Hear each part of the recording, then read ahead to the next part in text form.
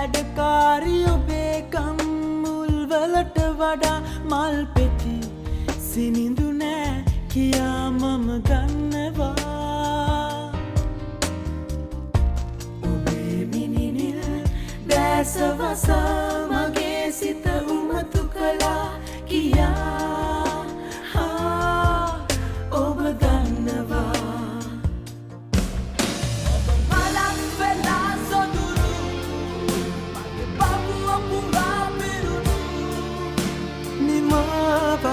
නැති ආදරේ කවුරුවත් දන්නේ නෑ.